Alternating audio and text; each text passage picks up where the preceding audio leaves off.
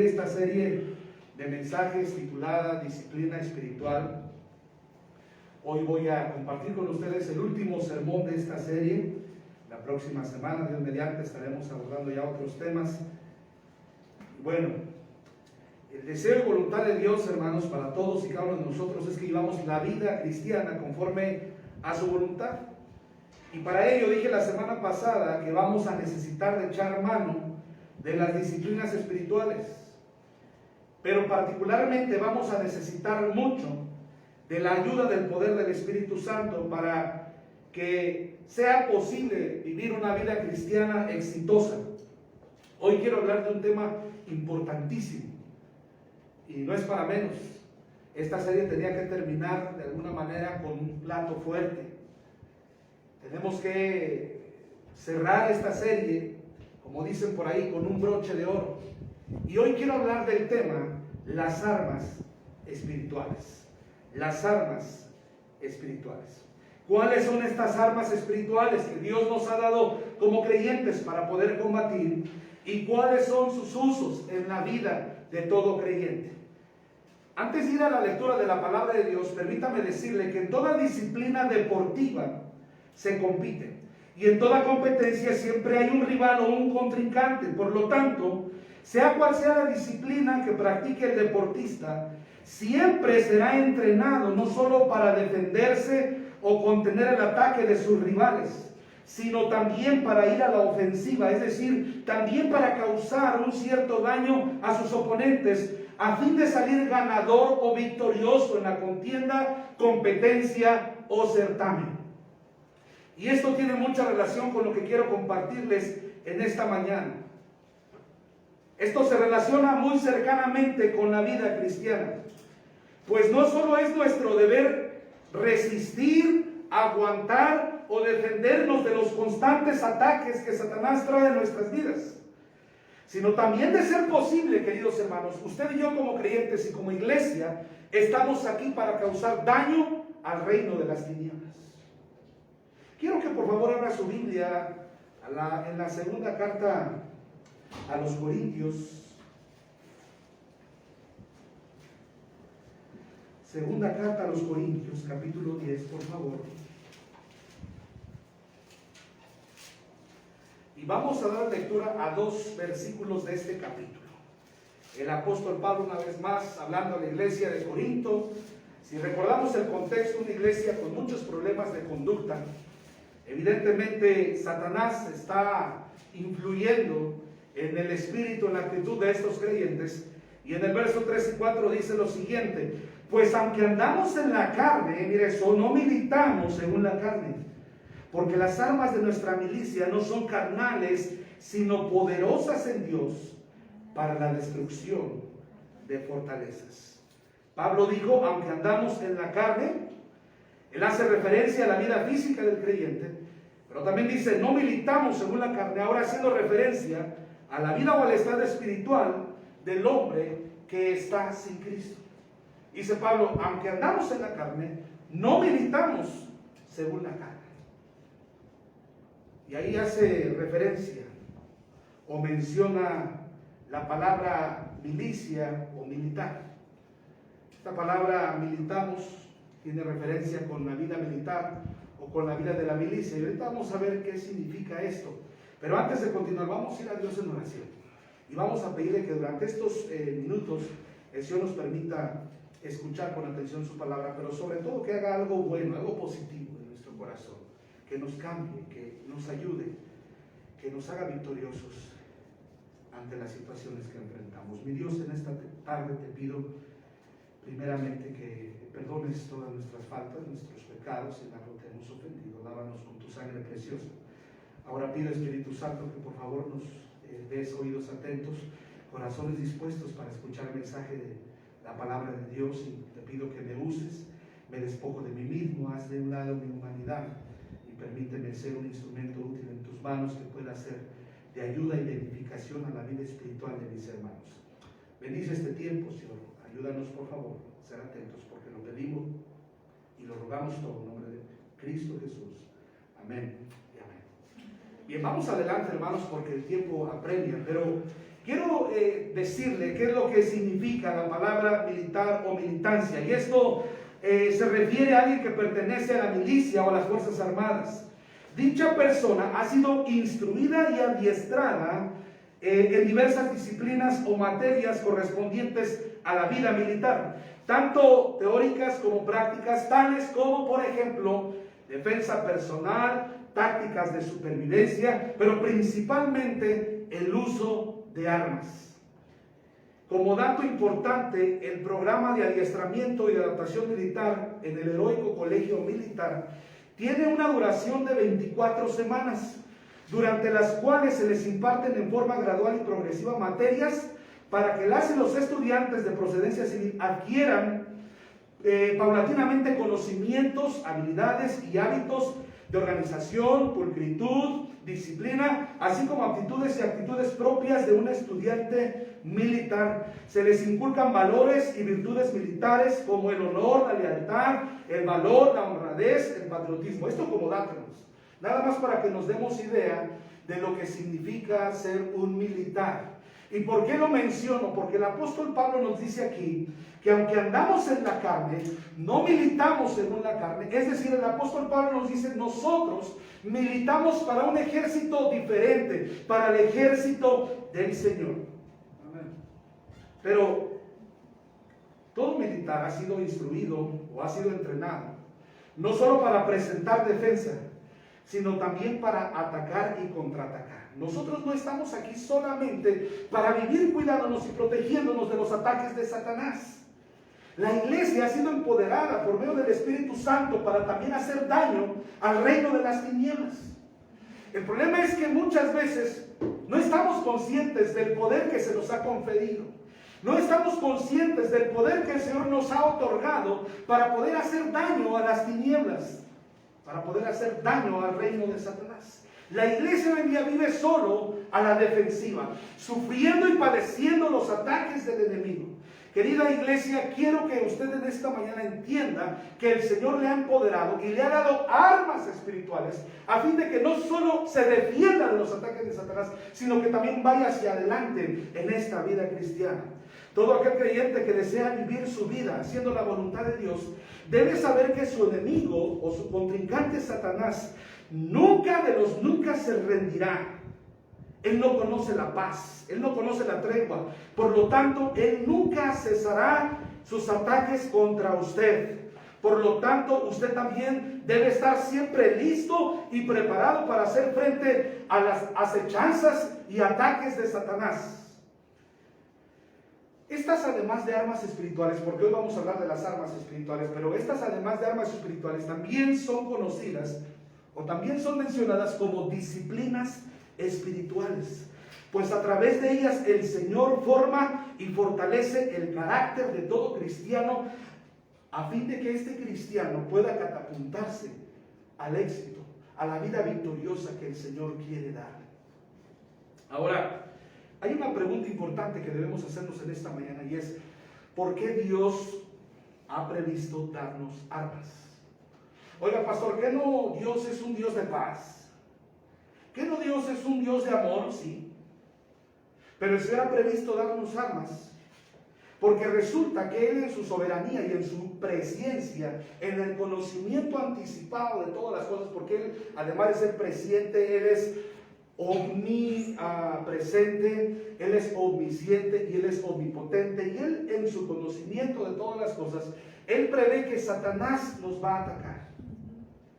Y como Él es un Dios previsor, Él es un Dios cuidador y protector de su pueblo y de sus hijos, Él nos da armas para defendernos y hacer guerra espiritual en contra de Satanás.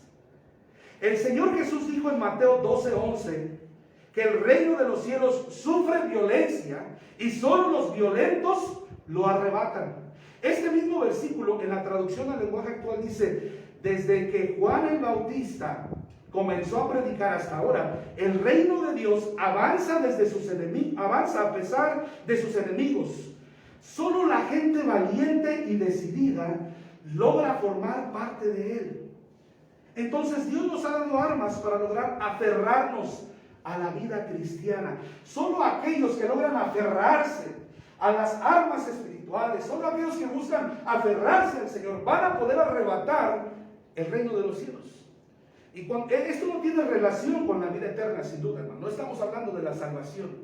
Estamos hablando de aquellas promesas que queremos ver cumplidas de parte de Dios en nuestras vidas. Y para ello vamos a necesitar dedicarnos, ser esforzados y aferrarnos a la vida cristiana, luchar con todas nuestras fuerzas a fin de derrotar a nuestros enemigos. ¿Quiénes son nuestros enemigos, hermanos? Iglesia, ¿usted logra identificar a sus enemigos? Sus enemigos no son los vecinos con los cuales no se lleva bien. Su enemigo, hermana, no es su esposa. No es su esposa, hermano. No. Nuestros enemigos son enemigos espirituales que no podemos ver físicamente, no podemos palpar físicamente. Quiero solamente recordarle que algunos de nuestros enemigos son la carne. Usted mismo es su enemigo, su mayor enemigo, en toda la expresión. Satanás, el pecado y el mundo.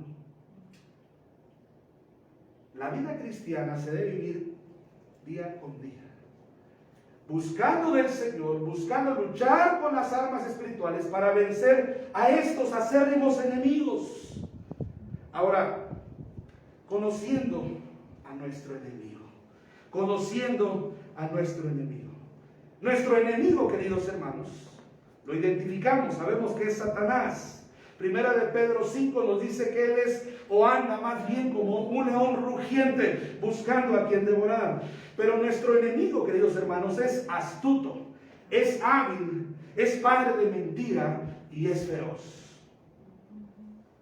Usted y yo no podemos vivir confiados teniendo un enemigo tan sutil y tan atroz. Por esta razón Pedro nos recomienda estar atentos y velar, pues vuestro adversario el diablo, como él lo dijo, anda como un león rugiente buscando a quien devorar. Pastor Hiles, pastor de la primera iglesia bautista en Hammond, Indiana, decía en una de sus predicaciones: Satanás está siempre detrás de ti. Satanás está buscando arruinar nuestras vidas. Satanás está buscando arruinar nuestras familias, nuestros hogares, a nuestros hijos. Por lo tanto, tenemos que estar pendientes, velando siempre, cuidándonos de no caer en manos, en garras de Satanás. Ahora, ¿por qué necesitamos de las armas espirituales, hermano? Bueno, hay tres cosas que quiero decirle para poder seguir adelante brevemente. La primera cosa, hermanos, es que siempre ha habido una lucha entre las fuerzas del bien y las fuerzas del mal. Esta lucha inició incluso desde antes de la creación. Esta guerra tuvo sus orígenes en el cielo, antes de que el Señor crease todo, que creara, esta guerra inicia antes de que el Señor creara todo lo que hoy vemos como existencia. Ezequiel 28, versos 12 al 19 e Isaías 14, del 12 al 21, nos hablan de este conflicto. Todos conocemos la historia, sabemos por qué el Señor expulsó del cielo a Lucifer. La mejor creación de Dios, hermano, su obra maestra es el hombre. Y desde aquel entonces, desde aquel día de la creación, el ángel caído se ha propuesto dañar a través del pecado y de su condenación al hombre.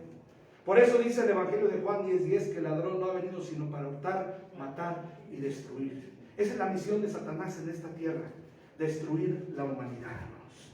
Pero hay una segunda razón del por qué el Señor ha previsto darnos armas, y es que hay huestes de espíritus malos y perversos detrás de nosotros para destruirnos. Efesios 6:12 nos dice que nuestra lucha no es contra sangre y carne, sino contra principados, contra potestades, contra huestes espirituales de maldad en las regiones celestes.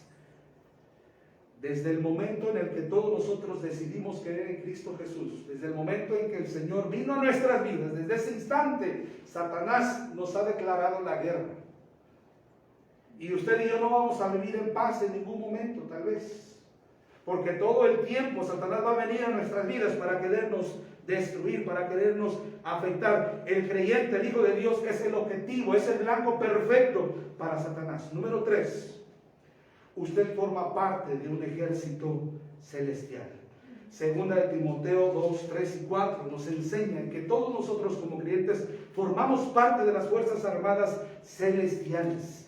Ya su nombre está inscrito en el libro de la vida. Ya está usted matriculado en las Fuerzas Armadas Celestiales. Ahora milita usted para Cristo. Él es nuestro comandante supremo y Él va al frente de nosotros en esta lucha espiritual, querido hermano. Así que no nos desanimemos, no estamos solos. Ahora, si estamos en un conflicto espiritual, estamos en una guerra, la pregunta es, ¿cómo debiera ser un soldado de Cristo? ¿Cuáles son las características que debe haber en un soldado que milita en el ejército del Señor? Bueno, debe ser valiente, por supuesto, hermanos, amén. Dice 2 Timoteo 1:7 que Dios no nos ha dado un espíritu, sino de poder. Amén. Entonces, el soldado de Cristo debe ser valiente. Algo más debe ser sufrido. La vida cristiana es de sufrimientos. Y por favor, hermanos, si en algún momento llegamos a sufrir, recuerde que como soldados de Cristo no debemos quejarnos. Amén. Porque entre más nosotros suframos aquí abajo, más gozaremos allá arriba en la presencia del Señor. Entre mayor sea el sufrimiento para todos nosotros aquí abajo, mayor será nuestra recompensa en el cielo, hermanos. Lo tercero es que está aquí para agradar a su comandante supremo, y nuestro comandante supremo es Jesucristo.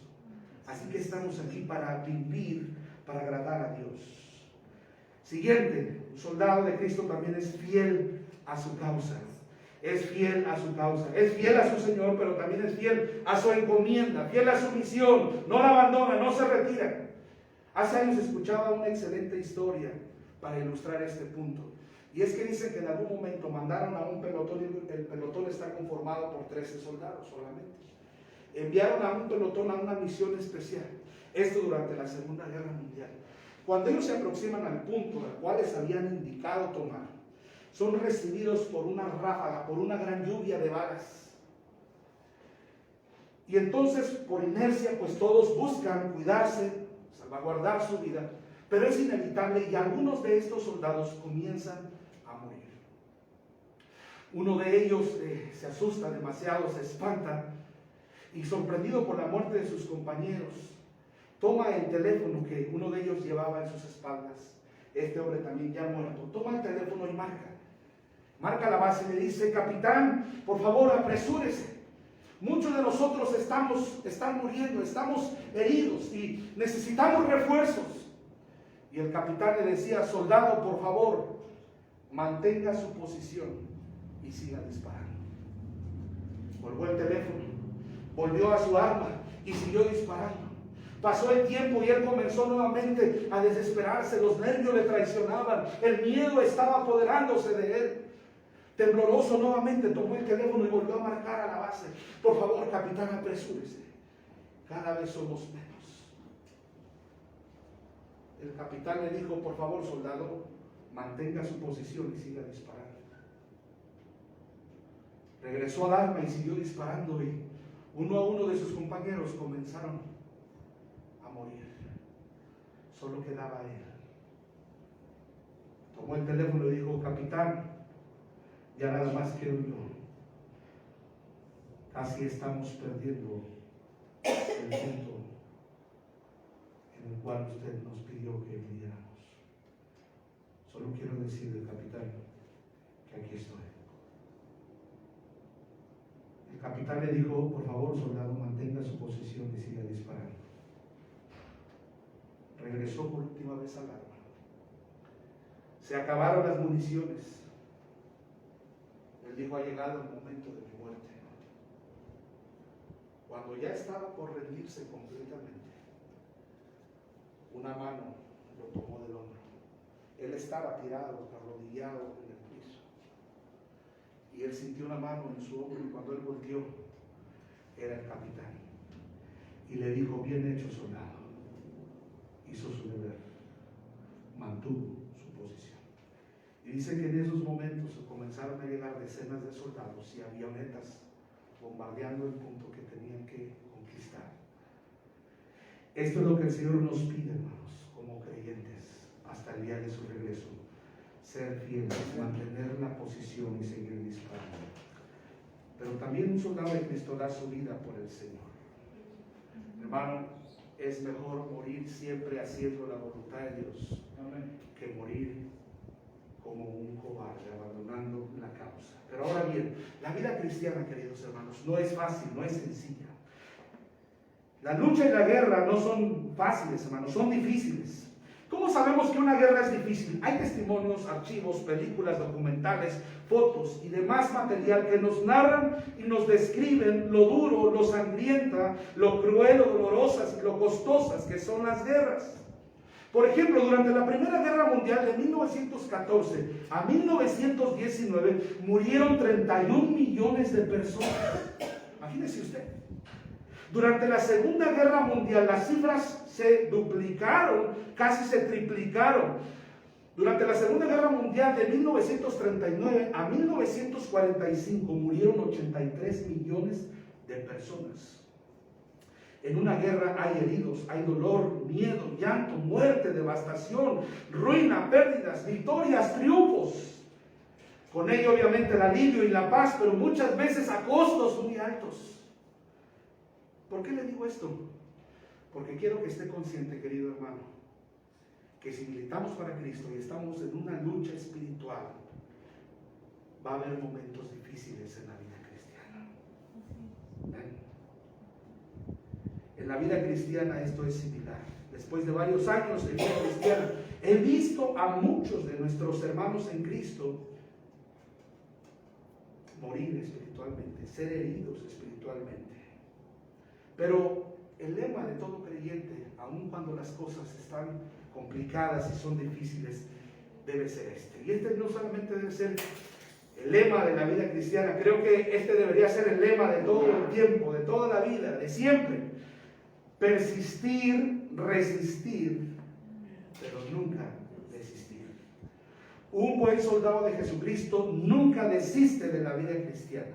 La vida cristiana no es una prueba de velocidad, sino de resistencia. Estamos aquí, hermano, a pesar de las dificultades, a pesar de las contrariedades, debemos ser fieles al Señor. ¿Cuándo es que un creyente desea abandonar la guerra? ¿Cuándo es que un creyente desea renunciar a la vida cristiana? Cuando han perdido de vista que su Señor, que su amo, que su Dios va con él. Cuando nosotros dejamos de ver al Señor, cuando perdemos de vista que Él está con nosotros, es cuando viene el desánimo y es cuando el enemigo viene a nuestra mente y nos hace querer creer o pensar que estamos solos y que es mejor abandonar la vida cristiana. Isaías 41:10 dice la Escritura: no temas, no desmayes, porque yo soy tu Dios que te esfuerzo. Siempre te ayudaré y siempre te sustentaré con la diestra de mi justicia. El Señor le dijo a Josué: yo estoy contigo donde quiera que vayas. Mateo 28:20, el Señor dijo: yo estoy contigo todos los días hasta el fin del mundo. No estamos solos en esta lucha que es la vida cristiana. El Señor está con nosotros. Primera de Corintios 9:7, Pablo dijo: ¿quién fue soldado a sus propias expensas? ¿Quién fue soldado que pagó sus propios gastos? ¿Quién fue soldado que se proveyó a sí mismo? Nunca nadie. A todos los soldados el gobierno les paga sus viáticos. Y aparte hay una paga, hay una remuneración, hay una recompensa después de esto. Ninguno de nosotros ha sido soldado a sus propias expensas. El Señor ha estado con nosotros. Ha sido fiel y siempre ha provisto de lo necesario. Especialmente nos ha fortalecido en tiempos de prueba. Dios nos llama a pelear y a luchar la vida cristiana. Primera Timoteo 6:12. Pelea la buena batalla de la fe. Echa mano de la vida eterna. ¿Qué significa pelear la buena batalla? Significa vivir caminando en obediencia bajo la influencia del Espíritu Santo de Dios. Querido hermano, hermana, en esta mañana, en esta tarde ya, le animo a luchar, a pelear la buena batalla de la fe. ¿Cómo lo vamos a lograr? ¿Cómo vamos a ir al frente de la lucha? Bueno, ya estamos casi terminando. Quiero que vaya a la carta de Romanos, por favor. capítulo 13, perdón, Romanos capítulo 13, estoy terminando ya. Romanos 13, versos 12 al 14, lo leo. La noche está avanzada y se acerca el día. Desechemos pues las obras de las tinieblas y vistámonos, mire eso, las armas de la luz. Andemos como de día honestamente, no en glotonerías y borracheras, no en lujurias y lascivias, no en contiendas y envidias, sino vestidos, mire esto, del Señor Jesucristo, y no proveáis para los deseos de la carne. Pablo dice, vístanse de las armas de la luz. Hay una lucha espiritual, sí. ¿Cómo vamos a hacer frente a esta lucha? Bueno, necesitamos sin duda, hermanos, la armadura de Dios. ¿No es así, hermanos? Necesitamos la armadura de Dios. Efesios 6:13, por favor, ya estamos casi concluyendo. Efesios 6:13. Querido hermano,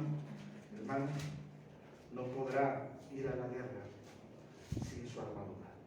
Podrá ir, pero no va a ser fácil sobrevivir. En algún momento el ataque de Satanás lo va a alcanzar y lo va a herir terriblemente. Y algunas veces esas heridas son de muerte, hermanos, son de muerte. Y quién sabe si para entonces le dé tiempo, el Señor le conceda volver a la vida cristiana. Hay heridas mortales, hermanos. Hay flechas malvadas que a veces arroja Satanás para destruirnos. Efesios 6:13 dice ahí, por lo tanto, tomad la armadura de Dios, para que podáis, dice, resistir en el día malo, y habiendo acabado todo, ¿qué? Estar firmes. ¿Qué es la armadura de Dios, hermanos? La armadura de Dios es un arma espiritual de luz, es un vestido espiritual. Esto, hermanos, es necesario portarlo, vestirlo, para poder tener victoria contra las acechanzas de Satanás.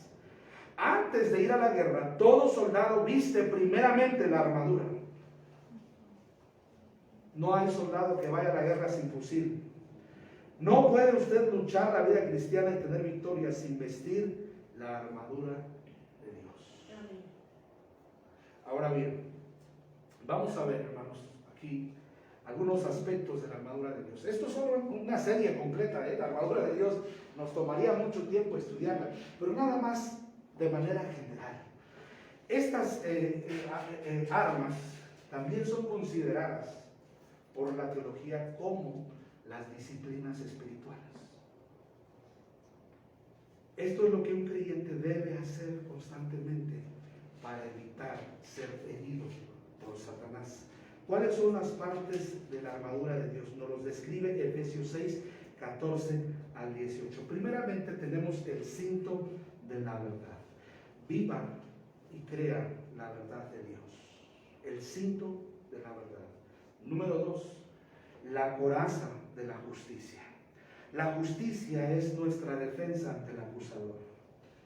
Proverbios 4:23 dice, sobre toda cosa guardada, guarda tu corazón, porque de él mana la vida. Siguiente, calzado los pies con el apresto del Evangelio.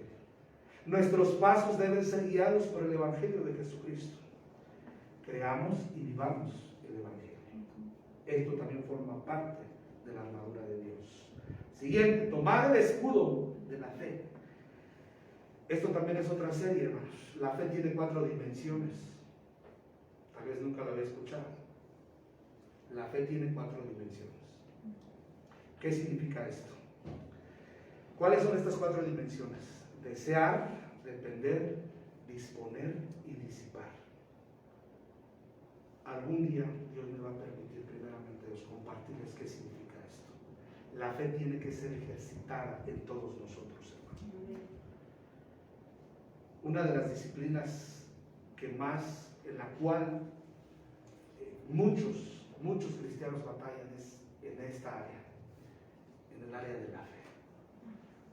Todavía muchos dudamos, no estamos plenamente convencidos de que creemos en las promesas del Señor. De pronto viene el enemigo y nos desanima y nos pone en nuestro corazón dudas.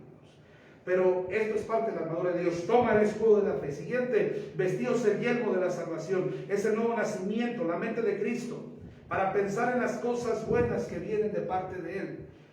Para poner nuestra mirada y nuestra atención en las cosas que están arriba, donde está Cristo sentado. Siguiente parte de la armadura de Dios es la espada del Espíritu, la palabra de Dios, hermanos. Debemos tener un tiempo para leer y meditar en las Escrituras, hermanos.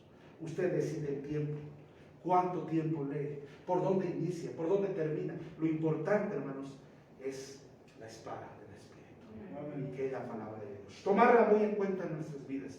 Y último, para terminar, algunos predicadores consideran que la oración no forma parte de la armadura de Dios. Yo creo que la oración forma parte de la armadura de Dios. Efesios 6:18 dice que debemos orar en todo tiempo. Pero no solamente se trata, las disciplinas espirituales, hermano, cuando las estudiamos a profundidad, esto es una serie y son conocimientos generales. Pero cuando estudiamos a profundidad esta materia, hermanos, encontraremos que la disciplina espiritual de la oración no solamente se trata de orar por nosotros, se trata de orar por los demás. Hay tanto que aprender sobre esto. Interceder también por otros. Queridos hermanos, sigamos practicando la disciplina cristiana y disfrutemos la vida cristiana. La vida cristiana es hermosa, hermanos. Es maravillosa. ¿No es así, hermanos?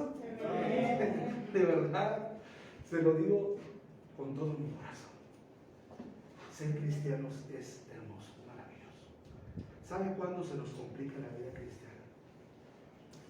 ¿Sabe cuándo la vida cristiana se hace pesada, tediosa y aburrida? Cuando luchamos con nosotros mismos. Y a veces tenemos un pie aquí y otro pie acá. Y estamos así, indecisos. Y ni hacemos bien una cosa y ni hacemos bien otra.